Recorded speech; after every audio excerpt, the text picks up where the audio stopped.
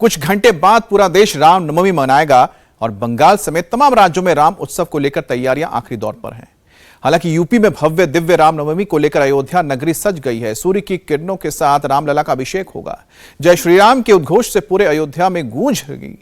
महाराष्ट्र में भी भव्य रामनवमी की तैयारी है। 1 लाख मंदिरों को सजा संवार कर रामनवमी के उत्सव के लिए तैयार किया जा रहा है। लेकिन बंगाल में रामनवमी से पहले टेंशन हाई है। रामनवमी पर शोभा यात्रा की परमिशन पर हाईकोर्ट से हिंदू संगठनों को बड़ी राहत मिली है। प्रशासन की मनाही के बाद हाईकोर्ट की ओर से अनुमति मिल गई है और वहीं पर पटना में रामनवमी पर डीजे पर पाबंदी लग गई है। अब इन्हीं खबरों पर आगे विस्तार से बात करते हैं।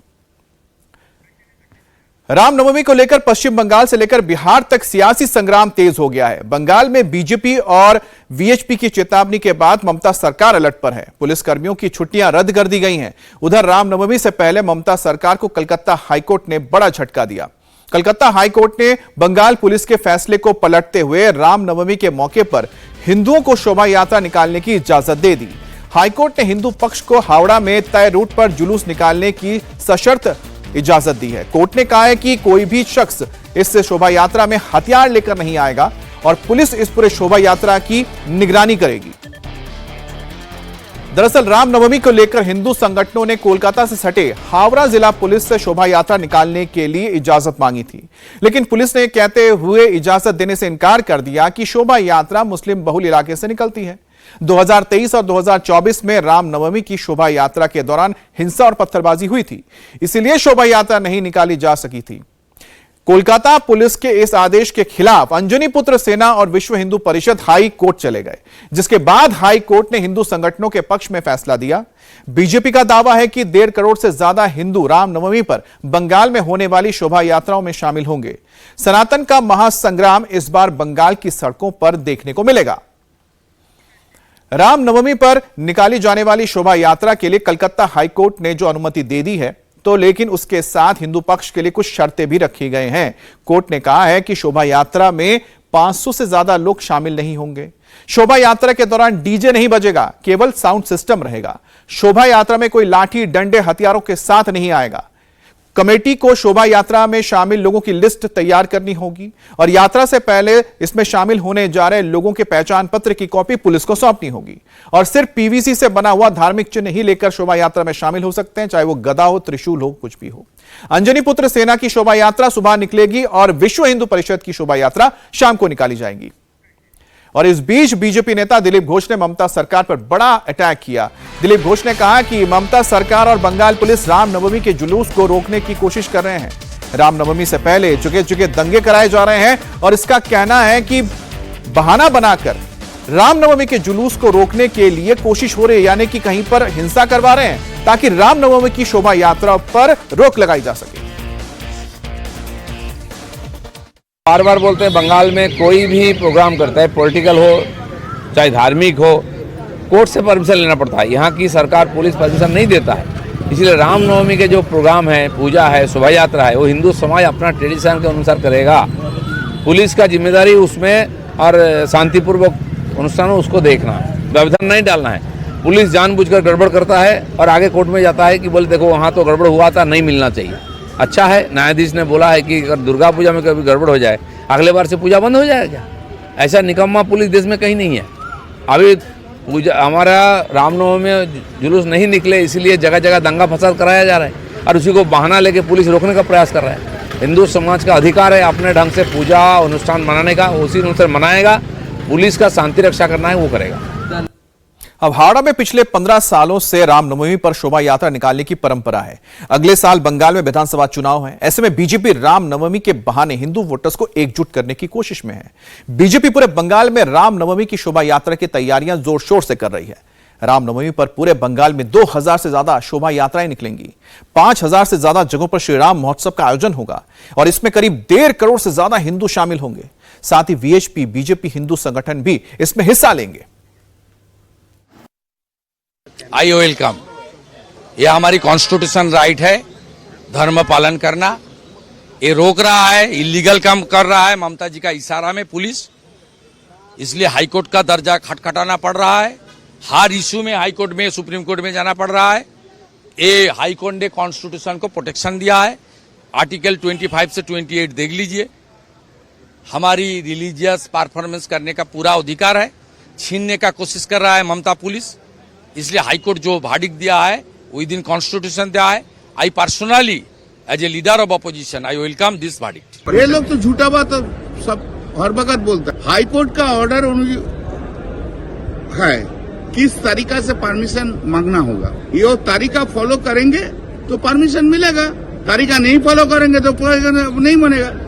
वो तो बीजेपी का पार्टी ऑफिस नहीं है। अरे भाई जो मर्जी वो करेगा। Unless you make an application in that form what ever the high court has said, how can you get the permission. अरे वो आरोप आप दिखाइए जो हाई कोर्ट जो ऑर्डर दिया था उस तरीका से एप्लीकेशन किया और नहीं किया है। पहले तो ये बात है, उनको दिखाना बोलिए ना। और इस खबर पर बात करने के लिए हमारे साथ संवाददाता ओंकार जुड़ गए हैं सीधा कोलकाता से। ओंकार, सिर्फ बात हावड़ा की नहीं है, हावड़ा के अलावा चाहे वो मिदनापुर हो या फिर 24 परगना हो, उत्तर 24 परगना हो या फिर नॉर्थ बंगाल के हिस्से हो, जहां पर बड़ी तादाद में जुलूस निकाले जाएंगे, सरकार किस तरह से इस रामनवमी के मौके पर चाक चौबंद व्यवस्था करने को लेकर तैयारी कर रही है?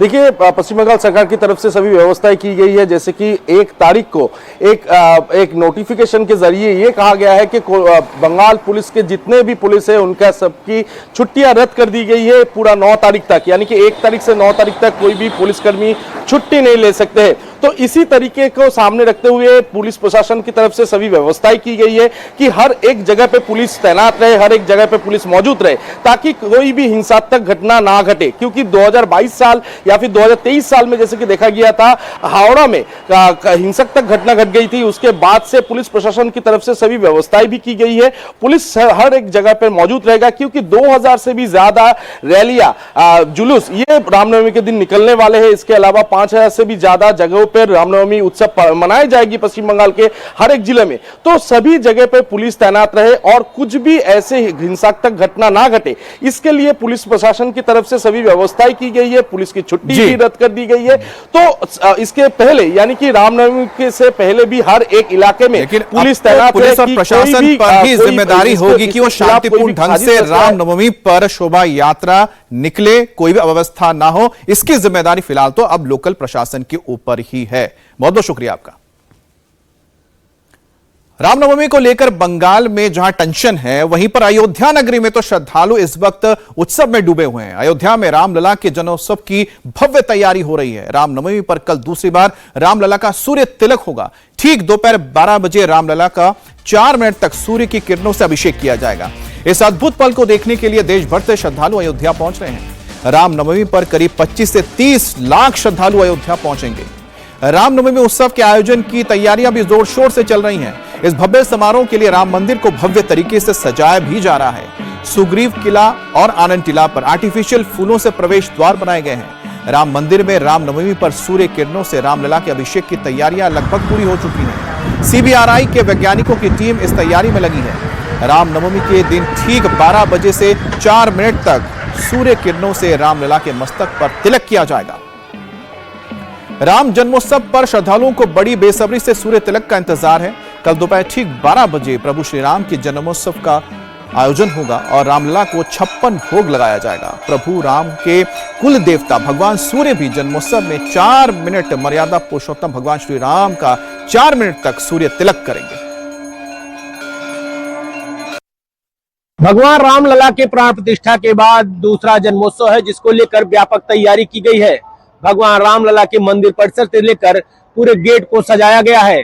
यहाँ तक कि जो निकास द्वार है उसको बकायदा फूलों से सजाया गया और ठीक राम मंदिर का जो सामने का गेट आप देख रहे हैं इसको भी बकायदा सजाया गया है। श्रद्धालुओं को किसी प्रकार की कोई असुविधा न हो, जिसको बड़ी तैयारी की 20 से 25 श्रद्धालु पहुंचने की उम्मीद है। ठीक 12 बजे भगवान रामलला का जब सूर्य देवता भी भगवान राम की नगरी में होंगे, भगवान रामलला के ललाट को सुशोभित करेंगे। तो पूरी अयोध्या इस समय सच है। जो भी श्रद्धालु राम नगरी में पहुंचेंगे उनके पैरों में छाले ना पड़े, तिलतिलाती धूप में वो राम की नगरी में होंगे, जिसको लेकर तमाम तैयारी की गई। दिखाना चाहेंगे तस्वीरों के माध्यम से कि माइटिंग की व्यवस्थाएं की गई है। यूं कहा जाए सिंगार हाट बैरियर से लेकर राम मंदिर परिसर तक बाकायदा मैटिंग बिछाई गई है, जिससे रामनगरी में जो भी श्रद्धालु पहुंचे उन्हें किसी प्रकार की असुविधा ना हो। जिसको और रामनवमी से पहले पूरा अयोध्या मंत्रोच्चार से गूंज रहा है। भक्ति का जबरदस्त समागम नजर आ रहा है, हर तरफ राम भक्तों की कतार है।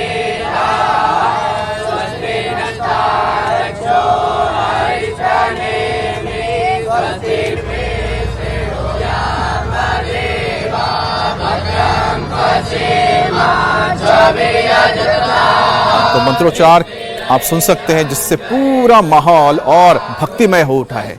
कल सुबह 9:30 बजे से अयोध्या में प्रभु का अभिषेक शुरू होगा। 10:30 बजे पट बंद करके प्रभु राम के श्रृंगार को किया जाएगा। 10:50 पर रामलला का अभिषेक और श्रृंगार दर्शन होगा, जिसका लाइव प्रसारण किया जाएगा। और इसके बाद 11:50 पर फिर से पट बंद होंगे और भोग की तैयारी होगी, जिसके बाद वो पल आएगा जिसको देखने के लिए पूरी दुनिया नजर गड़ाए बैठी होगी अयोध्या में। भगवान राम का दोपहर ठीक 12 बजे जन्मोत्सव शुरू होगा और उसके बाद सूर्य तिलक और प्राकट्यम की आरती होगी और इसी दौरान 56 भोग भगवान श्री राम को लगाए जाएंगे। हम लोगों ने कमर कस रखी है कि अयोध्या आने वाले श्रद्धालुओं को किसी कोई सुविधा का सामना न करना पड़े। तो हमारी जो पेयजल की व्यवस्थाएं हैं उससे आप लोग सब लोग परिचित हैं। हम लोगों ने जगह जगह सभी महत्वपूर्ण बिंदुओं पे हमारे वाटर कियोस्क और हमारे वाटर कूलर सक्रिय हैं, जिससे हम निर्मल शीतल जल सबको पिलाते हैं। इसके अलावा भीड़ अगर कहीं पे है तो वहां पर भी हम लोग वॉलंटियर्स के माध्यम से उनको पेयजल आपूर्ति करने की योजना है इस बार। और अब बात करेंगे वक्फ संशोधन बिल की। वक्फ संशोधन बिल को लेकर एक बार फिर से संग्राम छिड़ा है। एक तरफ जहां पर मुस्लिम संगठन के लोग सड़कों पर उतरकर प्रोटेस्ट कर रहे हैं, तो दूसरी तरफ कांग्रेस और दूसरी विपक्षी पार्टियों ने सुप्रीम कोर्ट का दरवाजा खटखटाया है। वहीं बीजेपी की सहयोगी पार्टियों के अंदर भी घमासान छिड़ गया है।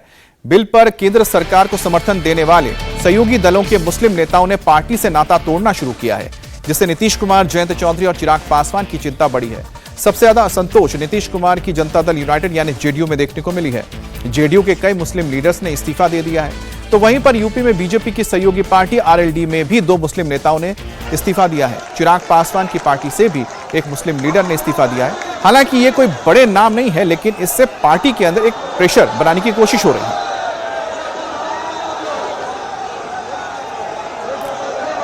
तो वक्फ बिल के समर्थन के बाद एनडीए में घटक दल, चाहे जेडीयू हो, एलजेपी हो या फिर आरएलडी हो, उन्हें अपने मुस्लिम नेताओं की नाराजगी झेलनी पड़ रही है। जेडीयू से कुछ नेताओं ने इस्तीफा दिया है, आरएलडी से 2 नेताओं ने इस्तीफा दिया है, एलजेपी से 1 नेता ने इस्तीफा दिया है। हालांकि जेडीयू की ओर से इसका बयान आया, वो भी हम आपको बताएंगे।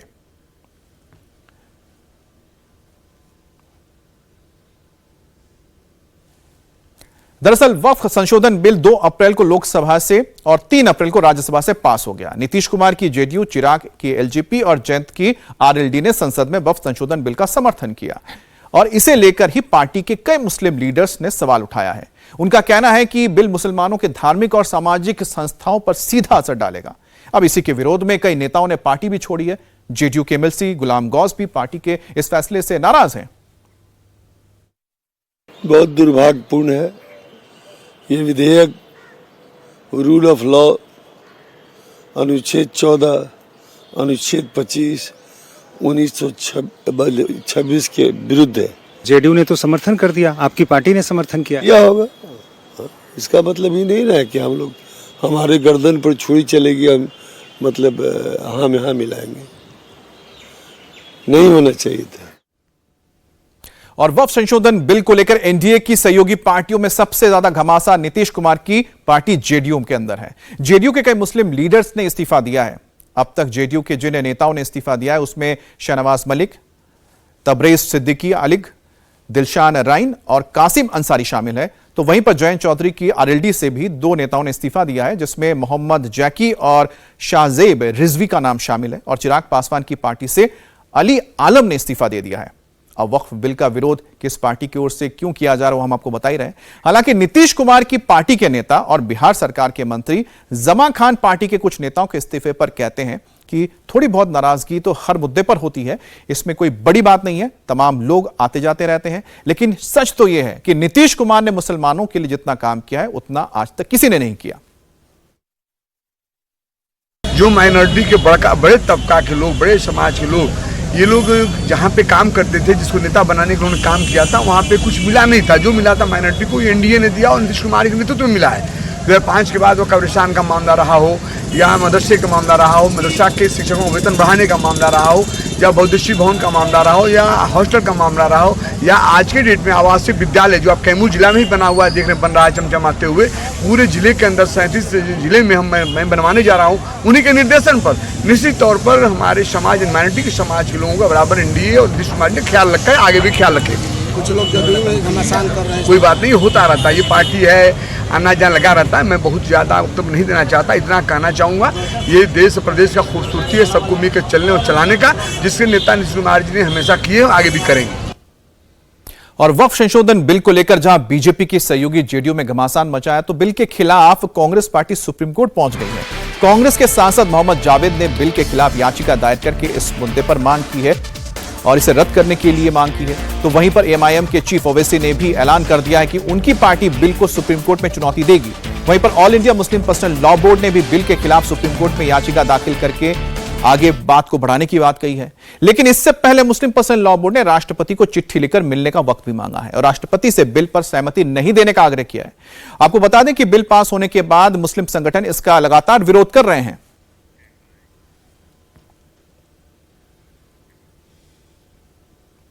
लेकिन बड़ी बात यह है कि इसी तरह से कई सारे कानून सुप्रीम कोर्ट पहुंचे थे, लेकिन जब उन्हें सुप्रीम कोर्ट से हरी झंडी मिलती है उसके बाद, और इसी बिल को अगर सुप्रीम कोर्ट से हरी झंडी मिल जाती है आगे चलकर, तब ये संगठन क्या करेंगे जो उसका विरोध कर रहे हैं।